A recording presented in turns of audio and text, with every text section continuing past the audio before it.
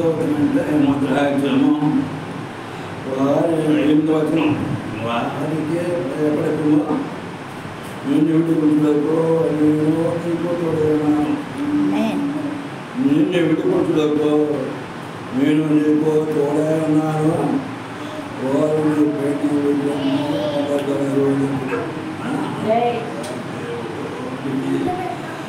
భయంగా ఉండే తాకట్టు నుంచి భయాలు లోపల నుంచే లోపల నుంచి అప్పటి నుంచే తిట్ట నుంచి విడిపించే కాపాడుతాను దేనికి భయపడకన్నాడు ఇది కడితే అప్పవుతారా పెడితే అప్పవుతారా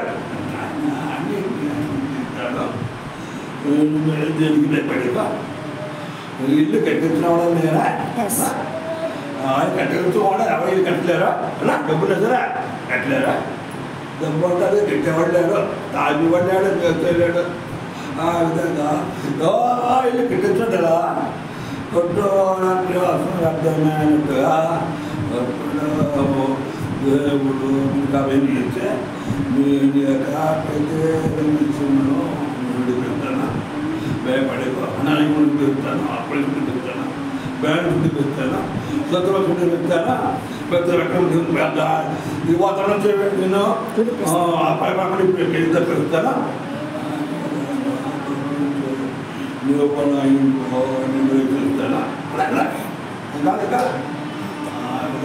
అక్కడి నుంచి పోతే పెడతాడు అక్కడి నుంచి బట్టలు ఏమి పెడతాడు అన్ని మీద పెడుతున్నాడు అందుచేత ఏ నోటు కొట్టుకునే ఒకరికి భయపడకుండా నువ్వు నిలబడి నేను నీ గాయకు వచ్చిన అంతటినే క్షేమం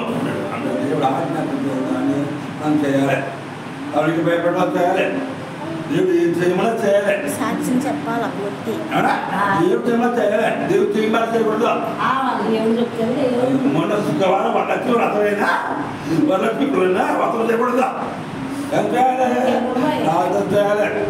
అదే మనమైతే మన దేవుడిని ఆనందమా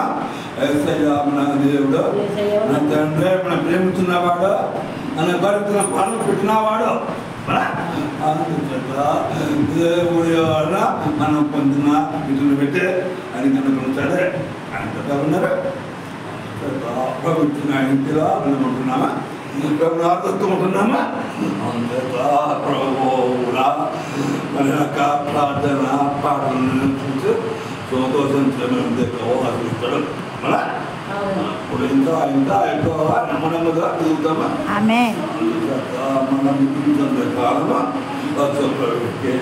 మనం మూడు బాగున్నాము ఆయన మన తండ్రి మన దేవుడు ఆయన మన రక్షకుడు ఆయన అనుభూతున్నాడు ప్రతి విషయంలో సాధ్యం ద్వారా మనము దేవుడి స్వతంత్రం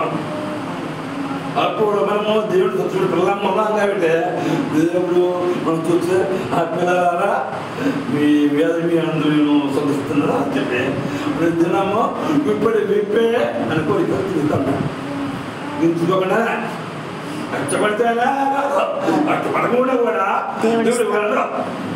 ఆ విశ్వాసం ఉండాలా ఉన్నప్పుడు ఆకి వచ్చే మనకి మాపడుతుంది ఏలి ఆకలితో ఉన్నప్పుడు